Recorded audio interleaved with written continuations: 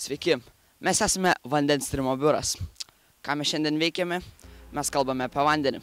Kaip žinote, vanduo yra 3 agregatinių būsenų.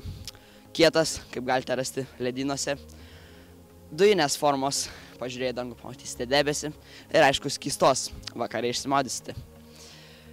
Mes šiandien atliksime 4 eksperimentus ir perduodu žodį tau, Kristupai. Ačiū, aš daktaras Kristupas. Taigi dabar pasiaiškinsime, ar yra skirtumas nuskesti gelame vandenyje ir sūriame vandenyje.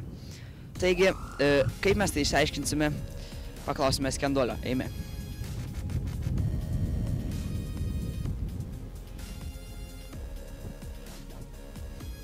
Sveiki. Galime įsitikinti, kad čia tikrai skenduolis. Prisistatykite. Sveiki, mano vardas Lukas. Tai ar dažnai skęstate? Jau 2 kartas. Tai, kaip matau, jūs nuskendote gelame vandenyje. Kaip jaučiatės?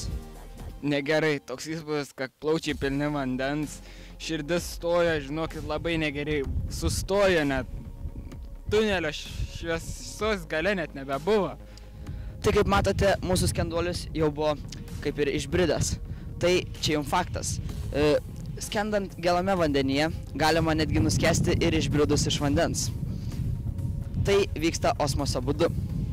Taigi dabar pasiaiškinsime, ar žmogus gali nuskesti gerdamas vandenį. Perduodu tau žodį, Gitenki. Ačiū Kristupai, daktaras Kristupai.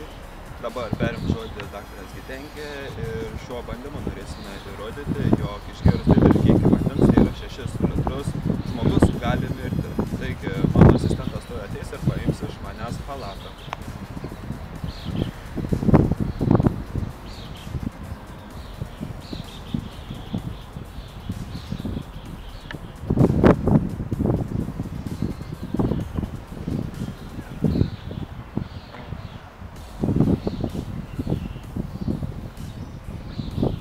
Matote, 6 litrai tikrai didelis kiekis. 6. Jam sunkiai sekasi.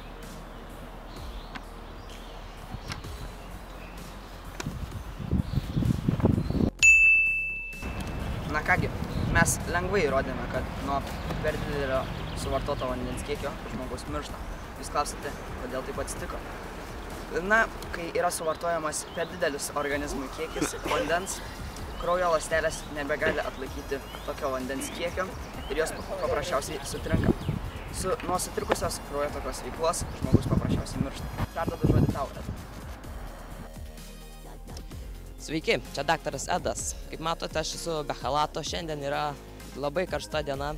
Su chalatu neįmanoma išbūti, bet puikia diena patirti ir apklausti sportininkų šiame stadione, ką jie žino apie prakaitą. Sveiki, mes esame su prisistatykite. Aš esu profesionalus atletas Matas Savickas. Ką tik prabėgau 14 km ruožą. Kaip matote, esu prakaitavau. Iš tikrųjų, labai karšta diena. Neįmanoma neprakaituoti. Taip, suprantu. Ką jūs žinote apie prakaitą? Apie prakaitą žinau nedaug, bet galiu pasakyti, kad didžioji dalis prakaito yra sudaryta iš vandens. Taip, faktas yra teisingas. Ačiū labai už jūsų laiką. Nėra už ką, aš bėgu toliau. Taigi, mūsų apklaustas atletas tikrai pasakė tiesą, prakaito apie 98% sudaro vanduo, o dabar eisime atlikti eksperimentą su vandens autoionizacija.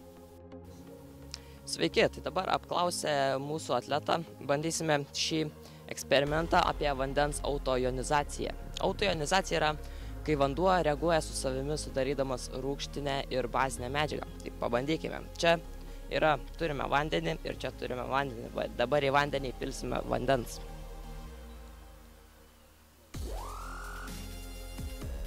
Po kol kas nieko nesimato, bet gal pojūčiai bus kitokie. Dabar įkišiu pirštą ir žiūrėsim, kas įvyks.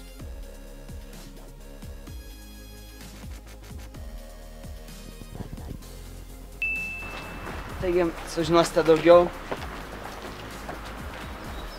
kitoje serijoje. Lekiu.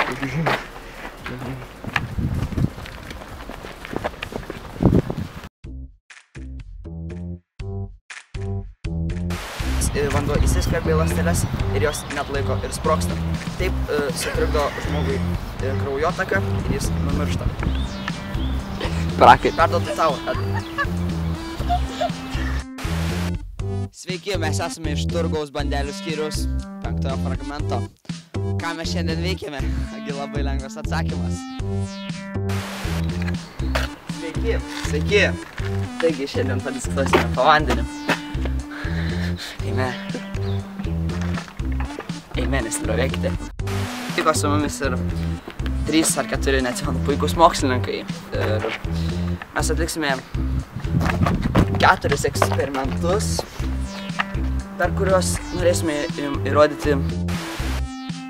Sveiki, mes čia esame su prisistatykite. Esu profesionalus atletas